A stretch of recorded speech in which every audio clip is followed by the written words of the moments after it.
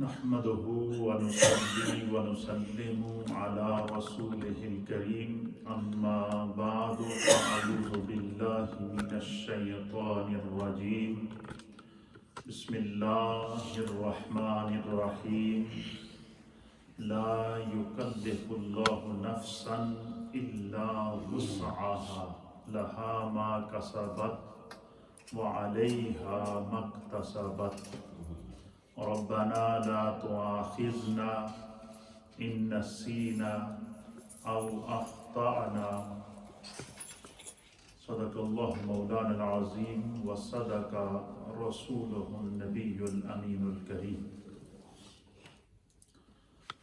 إن الله وملائكته يصلون على النبي يا أيها الذين آمنوا صلوا عليه وسلموا تسليما اللهم صل وسلم على سيد الأنبياء والمرسلين وعلى آله الطيبين وصحابه الطاهرين أجمعين الصلاة والسلام عليك يا سيدي يا رسول الله وعلى آلك وأصحابك يا سيدي يا حبيب الله الصلاة والسلام عليك يا سيدي يا رسول الله وعلى آلك وأصحابك يا سيدي يا رحمة للعالمين حمد و صلاة کے بعد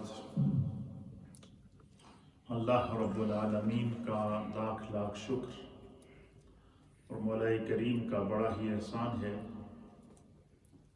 کہ جس رب کائنات نے ہمیں شکل انسانی میں پیدا فرمایا اور دین اسلام کے نور سے ہمیں منور کیا، نبی اکرم صلی اللہ تعالیٰ علیہ وآلہ وسلم کی شریعت، سیرت اور آپ کے عطا کیے ہوئے دین کا ہمیں مطیع اور فرما بردار بنایا۔ ہمارا ٹاپک جو جاری ہے وہ یہ ہے کہ جب بندہ مومن ارادہ نیکی کرتا ہے یا عبادت کا ارادہ کرتا ہے یا ریاضت کا ارادہ کرتا ہے یا بندہ مومن کسی بھی نیک کام کا ارادہ کرتا ہے تو سب سے پہلے اس کی نیکی میں رکاوٹ شیطان ڈالتا ہے، اور شیطان مختلف قسم کے حربے استعمال کر کے جب تک وہ بندہ نیکی نہیں کر جاتا اس وقت تک وہ اس اسٹرگل میں رہتا ہے، اس کوشش میں رہتا ہے کہ کسی نہ کسی طریقے سے اس انسان کو نیکی کے ارادے سے دور کیا جائے اور گناہ کی طرف لے جایا جائے۔ یا بسا اوقات یہ تو نیکی جب بندہ کرتا ہے یا عبادت کے لیے جاتا ہے تو شیطان اس کے دل کے اندر، ذہن کے اندر، فکر کے اندر، خیال کے اندر، تصور اور تخیل کے اندر وسوسہ ڈالتا ہے۔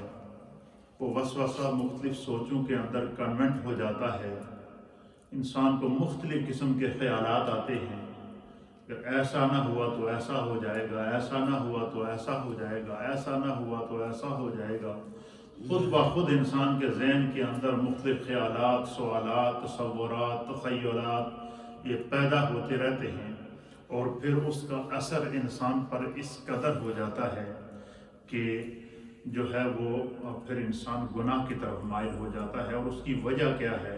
نبی اکرم صلی اللہ تعالیٰ علیہ وآلہ وسلم نے فرمایا کہ جس طرح انسان کی رگوں میں خون دوڑتا ہے، کیا کرتا ہے؟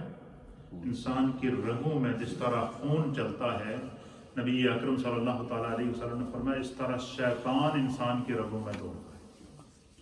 اب جو چیز رگوں کے ذریعے انسان کے جسم پر اثرات مرتب کرے تو وہ پھر رگوں کا تعلق انسان کے دماغ سے ہوتا ہے، رگوں کا تعلق انسان کے فکر سے ہوتا ہے، رگوں کا تعلق انسان کی زبان سے ہوتا ہے، رگوں کا تعلق انسان کے گلے سے ہوتا ہے، رگوں کا تعلق انسان کے سر سے لے کر پاؤں کی تلی تک، یہ سارا نظام سسٹم یہ وینز کے اوپر، رگوں کے اوپر چل رہا ہے۔ تو جب بھی انسان کو جو ہے وہ کسی بھی قسم کا کوئی پریشر محسوس ہو، تکلیف محسوس ہو، سر کا درد محسوس ہو، تو سب سے پہلا ڈاکٹر کیا کہتا ہے کہ اس کا بلڈ پریشر چیک کرو۔ کیوں؟ اس کی رگوں کے اندر چلنے والا جو خون ہے اس کی رفتار اپنی مقدار سے بڑھ رہی ہے، یا تو پھر کیوں کہ اس بلڈ رگوں کے ذریعے جو بلڈ جہاں جہاں جس رفتار سے پہنچنا چاہیے تھا، یا تو اس کی رفتار اس سے بڑھ جاتی ہے، تو یا تو پھر اس کی رفتار اس سے کم ہو جاتی ہے، تو اس کا جو وہ بلڈ پریشر لو ہو جاتا ہے۔ اسی طریقے سے نبی اکرم صلی اللہ تعالیٰ علیہ وسلم نے فرمایا کہ جس طرح انسان کی رگوں کے اندر خون دوڑتا ہے، اس طرح انسان کے ساتھ شیطان ہوتا ہے، اور یہ جو شیطان ہے، ان الشیطان للانسان عدو مبین، اللہ تعالیٰ نے قرآن کے اندر نازل فرمایا کہ جب حضرت سیدنا یوسف علیہ نبینا علیہ السلام نے خواب دیکھا کہ آسمان کے ستارے جو ہے وہ 12 ستارے ہیں جو ان کی گود کے اندر جا کر ٹوٹ کر پڑ رہے ہیں، اور چاند کو دیکھا اور سورج کو دیکھا، تو انہوں نے وہ خواب اپنے والد ماجد حضرت سیدنا یعقوب علیہ نبینا علیہ السلام کو بیان کیا۔ چھوٹی عمر تھی، خواب بیان کر دیا۔ تو حضرت یعقوب علیہ السلام چونکہ نبی تھے، اور نبی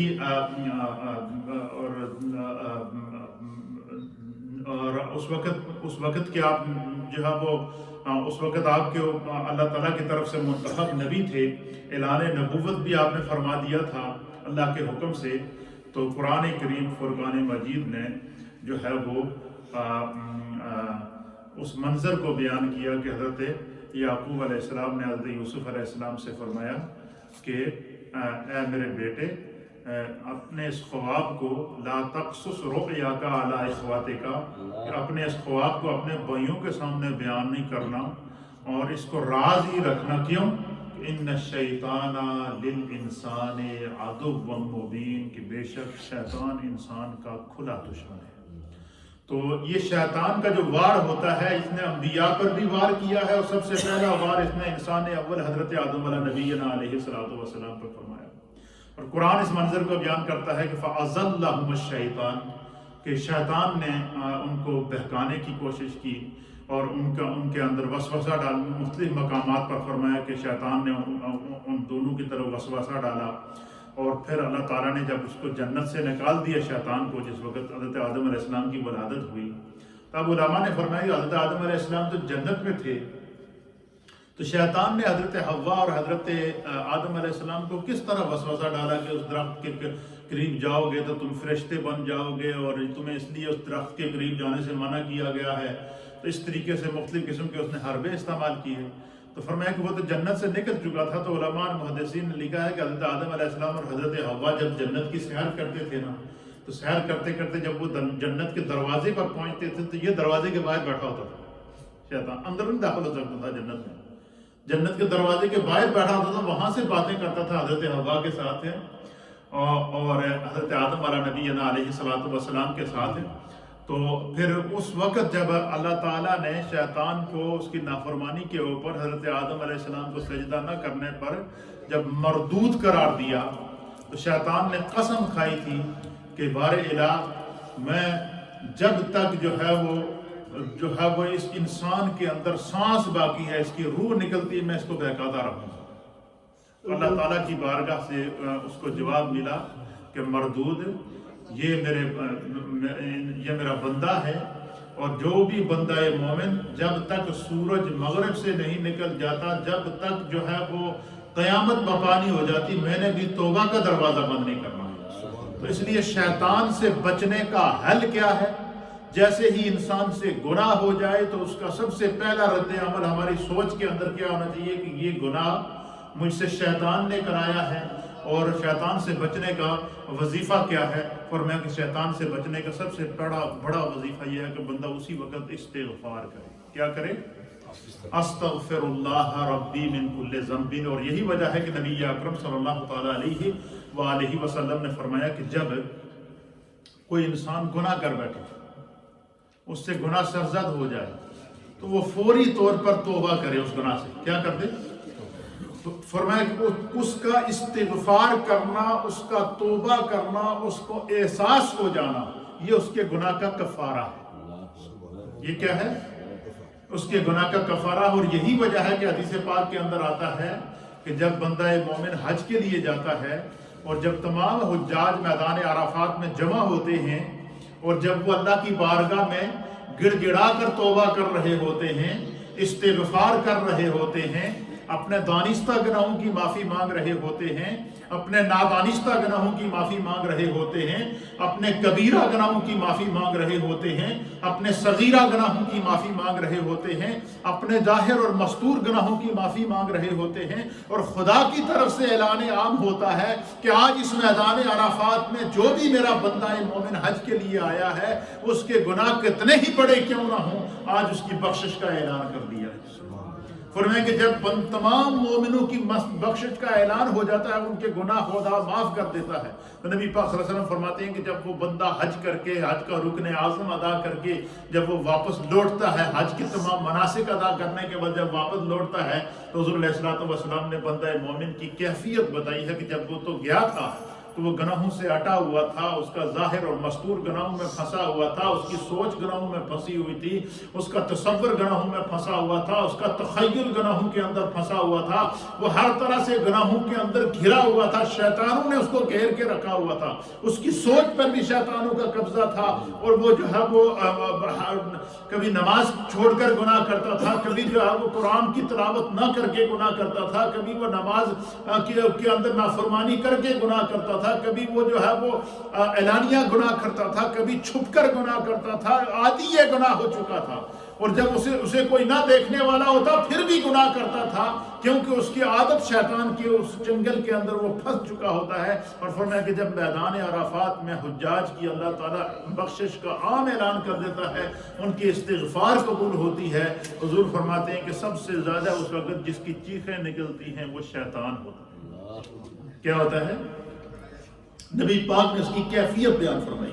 حضور نے فرمایا کہ شیطان زمین کے اوپر اپنے آپ کو گراتا ہے اور زمین کی مٹی اٹھا کر اپنے سر پہ ملتا ہے اور چیختا ہے اور سارے شیطانوں کو جمع کرتا ہے اور جمع کر کے ان کو کہتا ہے کہ یہ انسان، اس کی 50 سال عمر، 60 سال عمر، 70 سال عمر، 80 سال عمر، 90 سال عمر، جو ہے وہ 100 سال عمر، اس نے اپنی زندگی ساری میرے کہنے کے مطابق گناہوں میں گزاری ہے. نمازیں یہ چھوڑتا رہا، روزے یہ چھوڑتا رہا، شراب یہ پیتا رہا، برے کام یہ کرتا رہا، گناہوں کے اندر اپنے آپ کو اس شخص نے آلودہ رکھا، اور آج ایک ہی جھٹکے میں اس نے اپنے سارے گناہ معاف کرا دیے.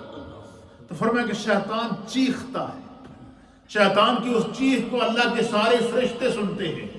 خدا فرشتوں کو دکھاتا ہے کہ دیکھو یہ وہ شخص ہے جس نے میرے بندوں کو ورگلایا تھا. لیکن میدان عرفات کے اندر موجود بندہ مومن کی جو اجتماعی استغفار ہوتی ہے، جو اجتماعی توبہ ہوتی ہے، اس توبہ کی برکت سے اللہ تعالیٰ جو ہے وہ اس کے سارے گناہوں کو کیا کر دیتا ہے؟ معاف کر دیتا ہے. اس لیے نبی پاک صلی اللہ تعالیٰ علیہ وآلہ وسلم نے فرمایا کہ جس طرح انسان کی رگوں میں خون دوڑتا ہے، اس طرح انسان کی رگوں کے اندر شیطان دوڑتا ہے. اور شیطان انسان کو جو ہے وہ جس وقت نیکی کا ارادہ کرتا ہے تو کیا کرتا ہے؟ اس کو ورگلاتا ہے. پھر دیکھیں اسلام اتنا رحیم اور کریم دین ہے، اسلام اتنا سلامتی والا دین ہے، اسلام اتنا محبت اور امن والا دین ہے کہ اللہ کے حبیب علیہ السلام نے فرمایا کہ شیطان ذہن میں مختلف سوچیں پیدا کرتا رہتا ہے، بندے کو بہانے بتاتا ہے. باہر بڑی سردی ہے، مسجد وچ نہ جائیں، آج جناب اپنے بستر وچوں باہر نہ نکلیں ورنہ تانوں جڑا وہ کرونا لگ جاسی، باہر نہ نکلی تانوں فلو ہو جاسی، باہر نہ نکلی باہر برف پڑی ہوئی ہے، باہر نہ نکلی آج تمہارے ساتھ یہ ہو جائے گا. مختلف قسم کے بہانے یا وہ اس کے اندر انسان کو وہ پھنساتا ہے. اللہ کے حبیب علیہ السلام نے فرمایا کہ جب انسان کے ذہن میں گناہ کا خیال آئے، کیا آ جائے؟ یہ بات یاد رکھیں، شیطان سے بچنے کا وظیفہ میرے نبی نے کیا بتایا. حضور نے کیا فرمایا کہ جب آپ کے ذہن میں یہ خیال آ جائے کہ بھائی نماز چلو بعد میں پڑھ لوں گا، بڑا ٹائم پہ آئے، جدو دیکھتا ہے کہ بندہ قابو نہیں آتا تو پھر دوسرا رخ بدل کر رہا ہے، پھر کہتا ہے بعد ہی پڑھ لیں یار جو بڑا ٹائم پہ آیا، پتہ چلا جی وہ ٹائم جو پیاسی وہ بھی نکل گیا۔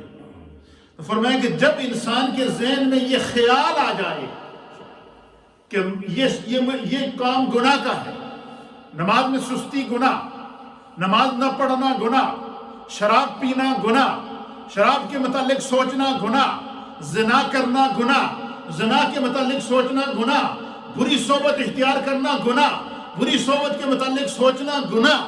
فرمایا کہ ہر وہ کام جو انسان کی سوچ کو گناہ کی طرف لے جائے، ساری ذہن کے اندر خیال آ جائے کہ یار یہ کام کر لینے میں کیا حرج ہے، حالانکہ وہ گناہ کا کام ہے اور یہ اس سے کوئی بندہ مبرہ نہیں ہے، مجھ سمیت ہم سب اس کے اندر انوالو ہیں کہ ہمارے ذہن کے اندر مختلف قسم کے خیالات آتے ہیں یا نہیں آتے، مختلف قسم کی سوچیں آتی ہیں یا نہیں آتی ہیں۔ تو پھر کیا ہوتا ہے؟ فرمایا کہ جب نبی پاک نے فرمایا کہ جب انسان کے ذہن میں یہ خیال آ جائے کہ نماز تھوڑی دیری بعد پڑھ لیں گا، اس کو یہ سمجھنا چاہیے کہ شیطان اس پر قابو کرنے کی کوشش کر رہا ہے۔ یا انسان کے ذہن میں یہ خیال آ جائے کہ فلاں کام میں کروں گا حالانکہ وہ گناہ کا کام ہے، وہ سمجھ لے کہ یہ کام شیطان اس سے کروانا چاہتا ہے۔ فرمایا کہ سب سے پہلے وہ کیا کرے؟ وہ کہے اعوذ باللہ من الشیطان الرجیم۔ کیا کہے؟ اعوذ باللہ من الشیطان الرجیم پڑھنے کے بعد نبی پاک نے فرمایا کہ وہ اپنی لیفٹ سائڈ پر 3 مرتبہ تھوکے۔ کیا کر دے؟ اعوذ باللہ من الشیطان الرجیم پڑھ کے اپنی لیفٹ سائڈ پر 3 دفعہ تھوک لے۔ فرمایا شیطان کا کہ وہ حصار سے نکل جائے گا، شیطان اس کو نقصان نہیں پہنچا سکتا، شیطان اس کو گناہ کی طرف مائل نہیں کر سکتا۔ پھر فرمایا اگر شیطان سے بچنا چاہتے ہو تو ولا حول ولا قوت الا باللہ العلی العظیم پڑھ لیا کرو ایک بار۔ پھر نبی پاک نے فرمایا کہ ذہن میں برائی کا خیال آ گیا، ابھی برائی کی نہیں صرف خیال آیا، تو فرمایا کہ اس سے بچنے کا طریقہ کیا ہے؟ سب سے پہلے سوچ، جب برائی کا خیال آ جائے، جب گناہ کا خیال آ جائے، جب ذہن کے اندر اس قسم کا کوئی تصور آ جائے کہ یہ گناہ کا کام ہے، فرمایا کہ سمجھ لو کہ اس کی سوچ پر شیطان کیا ہو چکا ہے؟ حاوی ہو چکا ہے۔ تو حضور نے فرمایا کہ اس برے خیال سے بچنے کا سب سے بہترین وظیفہ کیا ہے؟ نبی پاک نے فرمایا بندہ کہے استغفر اللہ ربی من کل ذنب واتوب الیہ۔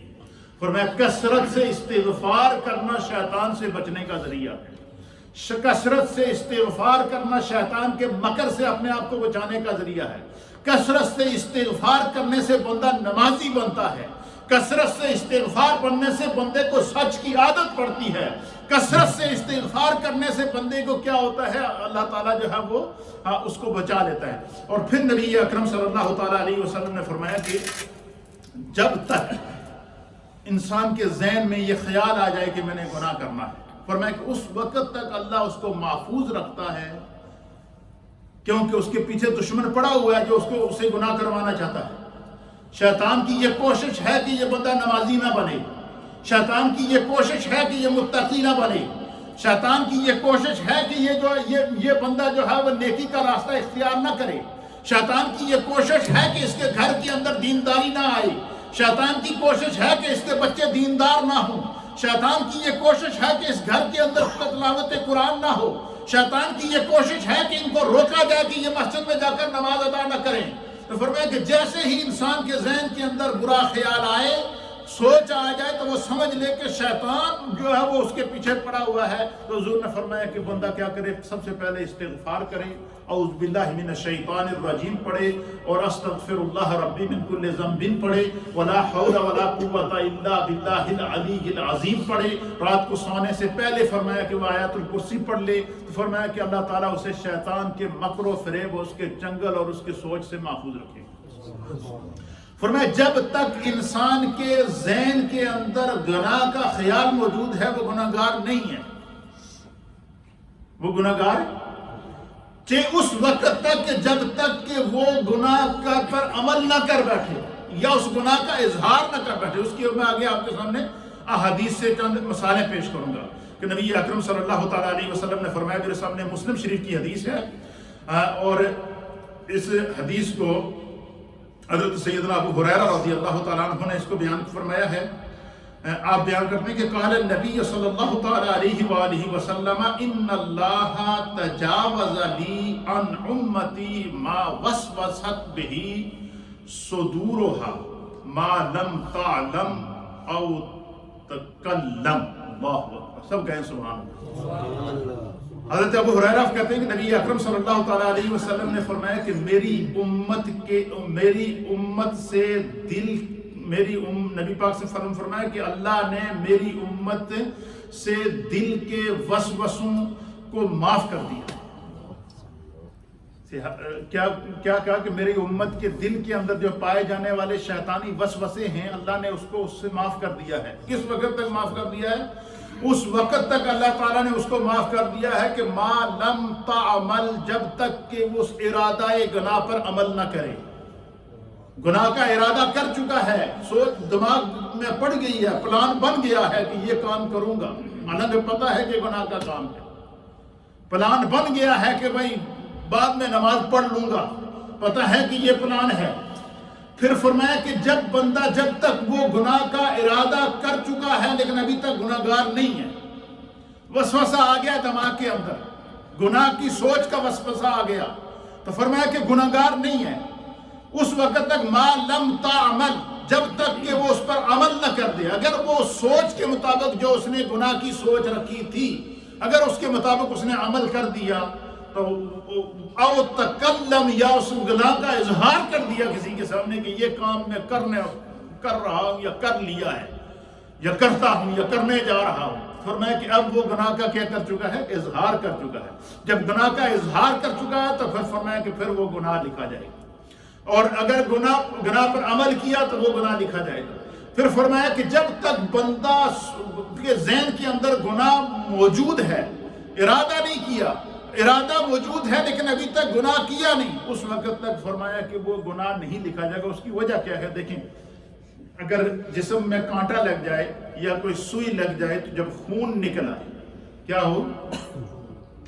تو حکم کیا ہے کہ قطرہ خون جب آپ کے جسم سے اپنے محل سے نکل کر باہر آ گیا، حکم ہے کہ آپ کا وضو ٹوٹ گیا. کیا ہو گیا؟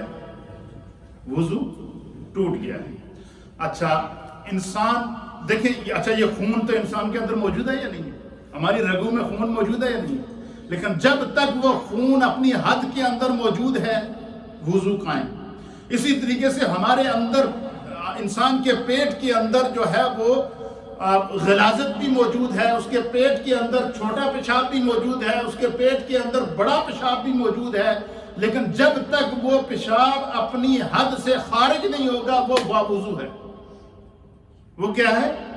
باوضو ہے. اسی طریقے سے فرمایا کہ اگر کبھی انسان کے ذہن کے اندر گناہ کا خیال آ جائے تو فرمایا کہ اس وقت تک گناہ نہیں لکھا جائے گا، کیونکہ ابھی ذہن وہ اندر حد کے اندر موجود ہے، باہر نہیں نکلا. اور فرمایا کہ اور دیکھیں کتنا رحیم دین ہے. نبی پاک صلی اللہ علیہ وسلم نے فرمایا کہ جب بندہ جو ہے وہ گناہ کا ارادہ کرے تو اس وقت تک اس کا گناہ نہیں لکھا جائے گا. دوسری حدیث ہے، اس میں حضور نے فرمایا کہ جب تک بندہ گناہ کا ارادہ کرتا ہے اس وقت تک اس کا گناہ نہیں لکھا جائے گا جب تک کہ وہ اس پر عمل نہ کر لے یا اس گناہ کا اظہار نہ کر دے. اور پھر حضور نبی علیہ الصلوۃ والسلام نے فرمایا کہ اگر وہ گناہ کر بیٹھتا ہے، کیا کرتا ہے؟ اگر اس سے وہ گناہ ہو جاتا ہے تو اللہ تعالیٰ فرشتوں سے فرماتا ہے کہ میرے اس بندے کا ایک گناہ لکھ دو. کیا کر دو؟ ایک گناہ اس کا لکھ دو. اور فرمایا فرشتے اس کو لکھ لیتے ہیں، اور فرشتے اس وقت تک کافی مدت تک جب تک کہ وہ اس گناہ کو دوبارہ نہیں کرتا اس وقت تک انتظار کرتے ہیں کہ شاید یہ اس گناہ سے توبہ کر، شاید یہ استغفار کر لے. اس لیے فرمایا کہ گناہ کا کفارہ کیا ہے؟ سچی توبہ اور سچی استغفار ہے. اور پھر نبی پاک صلی اللہ علیہ وسلم نے فرمایا کہ جب بندہ مومن نیکی کا ارادہ کرتا ہے، کیا کرتا ہے؟ نیکی کا ارادہ کرتا ہے. ابھی نیکی کی نہیں، ذہن میں سوچ آ گئی کہ یار یہ کام بڑا چنگا ہے، ہمیں کرنا ہے.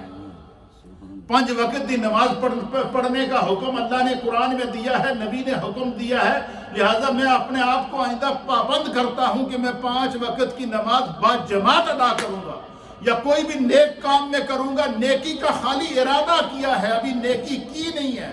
حضور نے فرمایا اللہ فرشتے سے فرماتا ہے میرے اس بندے دی ایک نیکی لکھ دو. کیا کر دو؟ لکھ دو. پھر فرمایا کہ پھر کیا ہوتا ہے کہ جب وہ اس نیکی کے اوپر عمل کرتا ہے، پہلے ارادہ کیا تھا تو نیکی لکھ دی گئی، فرمایا کہ جب وہ اس نیکی پر عمل کرتا ہے تو فرمایا کہ اس نیکی کا اجر 10 نیکیوں کے برابر لکھ دیا. کیا کر دیتا ہے؟ 10 گنا اس کا اجر بڑھا دیا جاتا ہے. فرمایا کہ اب وہ چونکہ ارادتاً وہ نیکی کی تھی، نیت کر کے نیکی کی تھی، نیت کر کے بندہ شامل ہوا تھا کہ میں آج کے بعد 5 وقت کی نماز کو جماعت سے نہیں چھوڑوں گا، میں آج کے بعد تلاوت قرآن کو نہیں چھوڑوں گا، میں آج کے بعد کسی کا حق نہیں ماروں گا، میں آج کے بعد کسی کو جو ہے وہ تکلیف نہیں پہنچاؤں گا، میں آج کے بعد یہ فلاں گناہ کرتا تھا آج کے بعد یہ گناہ نہیں کروں گا. فرمایا ارادہ کیا تھا، خدا نے نیکی لکھ دی، عمل کیا تو اس نیکی کا اجر 10 گنا ہو گیا. اب چونکہ یہ جو نیکی انسان نے کی ہے، اس نیکی کو حضور نے فرمایا کہ اس نے نیت کے ساتھ کی ہے، نیت کر کے نیکی کی ہے، اچھی سوچ کے ساتھ نیکی کی ہے، ارادہ تن نیکی کی ہے. فرمایا کہ اب اس نیکی میں اللہ تعالیٰ برکتیں پیدا کرنا. نیکی وہی ہے، پہلے خالی ارادہ کیا تو نیکی لکھ دی گئی، عمل کیا تو 10 گنا ثواب دے دیا گیا. اب چونکہ نیت نیک تھی، اب فرمایا کہ اس نیکی کے اندر اللہ برکت فرماتا ہے، اور وہ نیکی اس طرح بڑھتی ہے جس طرح انسان کی زندگی بڑھتی ہے.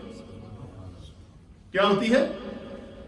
بچپن، زندگی بڑی لڑکپن، زندگی بڑی جوانی، زندگی بڑی بڑھاپا، زندگی بڑی اور زندگی کی کئی بہاریں بندہ اپنی زندگی میں دیکھ لیتا ہے. اسی طریقے سے کوئی آپ ایک دانہ زمین کے اندر بوئیں تو وہ جب بویا تھا تو دانہ تھا، پھر وہ پھٹا تو کانپل بنی، کانپل سے پودا بنا، پودے سے درخت بنا، درخت سے پھل لگا، اور وہ درخت جو ہے وہ جو دانہ آپ نے ڈالا تھا زمین کے اندر، وہ ایک دانے سے جب ایک سٹا نکلا، اس ایک سٹے کے ساتھ آگے کئی دانے نکل گئے، اور آپ نے دیکھا وہی دانہ ہوتا ہے، لیکن اس سے جو آگے اب مکئی، آپ نے تھارے زمیندار لوگ ہیں، مکئی دیکھی ہوگی آپ نے، گندم دیکھی ہوگی، گندم کا ایک جب پیدا ہوتا تھا تو ایک سٹا ایک دانے سے نکلا تھا. اب اس پودے کے ساتھ جب وہ سینکڑوں دانے اسی ایک ہی سٹے کے ساتھ لگے. یہ کیا ہے؟ یہ برکت ہے. اسی طریقے سے نبی پاک نے فرمایا کہ جب بندہ نیکی کا ارادہ کرتا ہے تو اس کی نیکی لکھ دی جاتی ہے، جب نیکی پر عمل کرتا ہے تو اس کی نیکی 10 گنا بڑھا دی جاتی ہے. پھر اس نیکی کے اندر اللہ اس طرح برکت پیدا کرتا ہے جس طرح فصل کے اندر برکت پیدا کرتا ہے. ایک دانے سے آگے سینکڑوں ہزاروں دانے بن جاتے ہیں. فرمایا نبی پاک نے فرمایا کہ رب کریم پھر بندہ مومن کی نیکی کو 10 گنا سے بڑھانا شروع ہو جاتا ہے. 10 سے پھر 20 گنا ہو جاتی ہے وہی نیکی 30 گنا پہ پہنچ جاتی ہے، وہی نیکی 40 گنا پہ پہنچ جاتی ہے، وہی نیکی جا کے 700 گنا بڑھ جاتی ہے. کتنی؟ نیکی ایک تھی، لیکن چونکہ اس نیکی کے اندر استحکام آ گیا، اس نیکی کے اندر دوام آ گیا، اس نیکی کے اوپر عمل آ گیا، اس نیکی پر بندے نے زندگی گزارنے کا فیصلہ کر دیا، تو وہ نیکی بڑھتی جاتی ہے، بڑھتی جاتی ہے، بڑھتی جاتی ہے. مجھے بتائیں دنیا کا کوئی ایسا سسٹم نظام ہوگا کہ بندے کو فیل ہونے پر 1 نمبر ملے اور وہی سوال حل کرنے پر 10 سے 700 گنا اس کا جو وہ پرسنٹیج بڑھا دی جائے؟ یہ میرے رب کیوں؟ اللہ تعالیٰ رحمان ہے، رحیم ہے، 100 ماؤں کی 70 ماؤں کی مامتا سے زیادہ اپنے گناہگار بندے سے پیار کرتا ہے. اس لیے نبی پاک صلی اللہ تعالیٰ علیہ وآلہ وسلم نے فرمایا کہ جو شیطان کی چنگل سے اپنے آپ کو بچانے کا طریقہ کیا ہے کہ اگر گناہ کا ارادہ ہو جائے، گناہ کی سوچ آ جائے تو فوراً استغفار کرو. گناہ کی سوچ آ جائے تو فوراً ولا حول ولا قوت الا باللہ العلی العظیم پڑھو. گناہ کی سوچ آ جائے تو اعوذ باللہ من الشیطان الرجیم پڑھ لیا کرو. اور میں اللہ تمہیں گناہ کی سوچ سے محفوظ کر کے تمہیں نیکی کے راستے پہ لگا دے گا. اور جس بندے کو نیکی والی زندگی نصیب ہو جائے، نیکی کے اندر جو خدا نے لذت اور روحانیت رکھی ہے، اس کے اپنے ہی جو ہے وہ دوسری حدیث سماعت فرمائی. قال مسند امام احمد کی حدیث ہے، قال رسول اللہ صلی اللہ تعالیٰ علیہ وآلہ وسلم تجوزا امتی اما حدثت فی انفسها او وسوست به انفسها ما لم تعمل به او تکلم به. نبی اکرم صلی اللہ تعالیٰ علیہ وسلم نے فرمایا کہ میری امت کے لیے ان چیزوں کو معاف کر دیا گیا ہے جو ان کے نفسوں کے اندر سوچیں پائی جاتی ہیں، جو خیالات پائے جاتے ہیں، برے خیالات پائے جاتے ہیں۔ صحابہ اکرام نے عرض کیا کہ یا رسول اللہ، یا حبیب اللہ، دیکھیں صحابہ اکرام کو اللہ نے نیکی پر کیسا دوام عطا فرمایا تھا۔ نبی پاک کی مجلس لگی تھی، صحابہ اکرام ہدایت کے ستارے میرے مصطفیٰ کریم کی مجلس میں بیٹھے تھے، تو صحابہ میں سے کسی نے عرض کیا کہ یا رسول اللہ، ہمارے ذہنوں کے اندر اتنے برے برے خیالات آتے ہیں، اتنی بری بری سوچ آتی ہے کہ ہم آسمان سے اگر کوئی خدا اگر ہمیں کوئی گرائے تو زمین پر آ کے لگیں تو وہ تو آسمان سے زمین پر گرنا تو ہمیں گوارا ہے، لیکن جو برے خیالات آتے ہیں ان کو ہم آپ کے سامنے بیان نہیں کر سکتے۔ اس قسم کے وسوسے ذہن کے اندر آتے ہیں، مختلف قسم کی سوچیں آتی ہیں۔ اچھا، مختلف شیطان وسوسے ڈالتا تھا کہ بھائی دیکھو اسلام سے پہلے تو بڑا خوشحال تھا، تیرا بڑا کاروبار تھا۔ مجھے بتائیں سیدنا صدیق اکبر رضی اللہ تعالیٰ عنہ جب اسلام نہیں لائے تھے تو اس وقت تک کیا تھے؟ سب سے بڑے مکے کے تاجر تھے، سب سے امیر آدمی تھے مکے میں، اور پھر جب ایمان لائے تو اپنی ساری کی ساری دولت جب اسلام کے نام پر قربان کر دی، تو ایک ایسا موقع آیا کہ سیدنا صدیق اکبر نبی پاک کی بارگاہ میں سارا مال لے کر آئے، تو صرف ایک چادر لپیٹی ہوئی جس میں پردہ کیا ہوا اور اس کے اوپر ببول کے درخت کے کانٹے لگائے ہوئے۔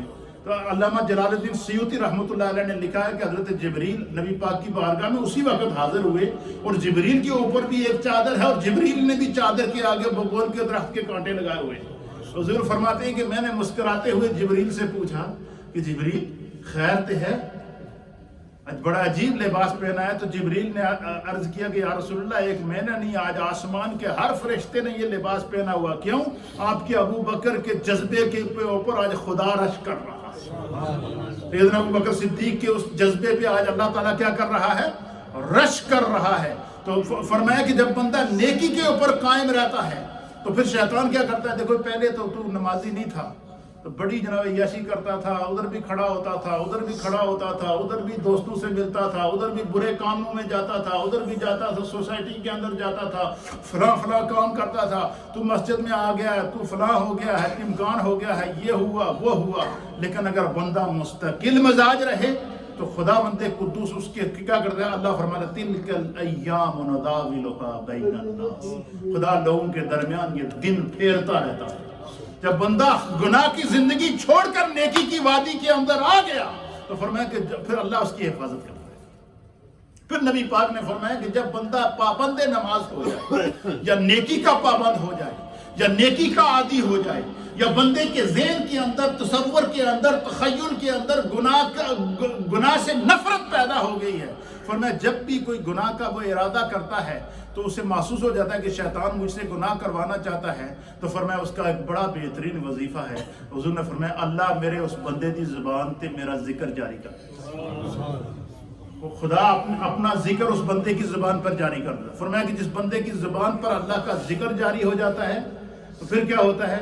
فرمایا کہ پھر اللہ تعالیٰ اس کو جب خدا کے ذکر کی برکت سے اللہ اس کو شیطان کے چنگل سے محفوظ رکھتا ہے۔ تو اس لیے گناہ کا ارادہ کرنا گناہ نہیں ہے، گناہ پر عمل کرنا گناہ ہے۔ نیکی کا ارادہ کرنا بھی نیکی ہے، نیکی پر عمل کرنا 10 گنا اس کا اجر و ثواب ہے، پھر اس کی برکت 700 گنا تک جاتی ہے۔ یہ اسلام کے اندر اللہ تعالیٰ نے برکتیں رکھی ہیں۔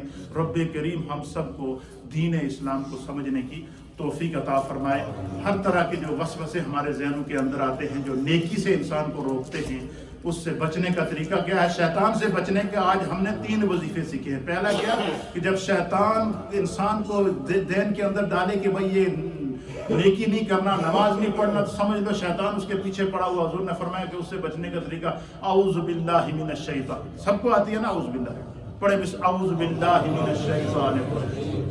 حضور نے فرمایا کہ جب بھی گناہ کا خیال آ جائے اعوذ باللہ من الشیطان الرجیم پڑھ کے اپنی بائیں لیفٹ سائڈ پر 3 دفعہ تھوکو۔ فرمایا کہ یہ تھوک شیطان کے منہ پر پڑتی اور شیطان بھاگ جاتا ہے اور انسان پر قابو نہیں پا سکتا۔